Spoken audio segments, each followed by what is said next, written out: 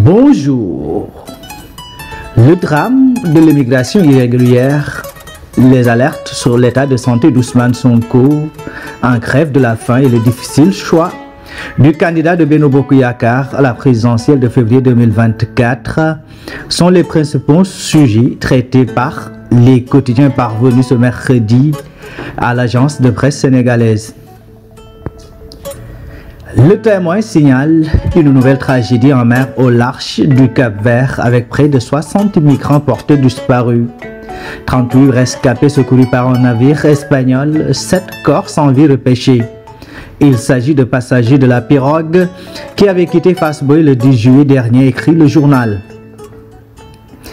Cap-Vert la mort affiche à sa une le quotidien qui note une embarcation sénégalaise secourue dans les eaux capverdiennes, 38 survivants, 7 morts et 56 portés disparus.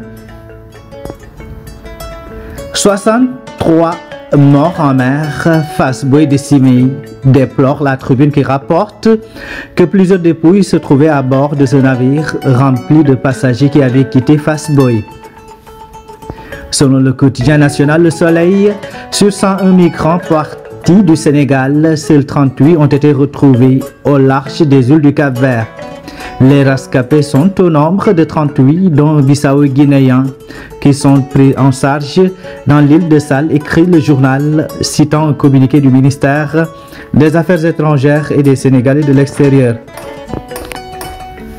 La pirogue avait quitté Fass-Boye, une localité située dans la région de Thiès, le 10 juillet dernier, avec 101 migrants à bord, a écrit la publication. Et pendant ce temps, Libération se fait l'écho des propos de maître Ciré Clédor-Ly, un des avocats de l'opposant Ousmane Sonko, qui déclare « L'état de santé d'Ousmane Sonko se détériore de plus en plus ». Le président Ousmane Sonko, arrêté le vendredi 28 juillet, est à son 17e jour d'abstention volontaire de toute alimentation et à son 5e jour de refus de tout soin médical, mettant ainsi l'État du Sénégal face à ses responsabilités, affirme l'avocat. Selon lui, son état se détériore de plus en plus et c'est d'autant plus préoccupant qu'il avait été envisagé de le sortir de l'hôpital la journée du 14 juillet. L'info parle de plus d'alertes pour éviter le pire. Le journal rapporte les alertes des avocats d'Ousmane Sonko et de personnalités de la société civile comme Alioune Tine ou encore Seydi Gassama d'Amnesty International, section Sénégal.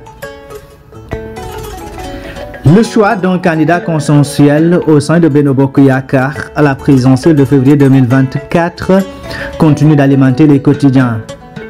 Le casse-tête de Macky Sall dit et suit du quotidien. Hors-jeu à la course pour la présidentielle de février 2024 depuis sa sortie 3 juillet 2023, le président Macky Sall se trouve entre le marteau et l'enclume pour dénicher au sein de la majorité présidentielle le candidat de l'unité qui saura défendre avec succès les couleurs de son camp sans risque d'implosion, écrit le journal. Macky Sall est sous pression selon Walf Quotidien. Au nord, au centre, tout comme à la périphérie, Macky Sall subit la loi de ses lieutenants.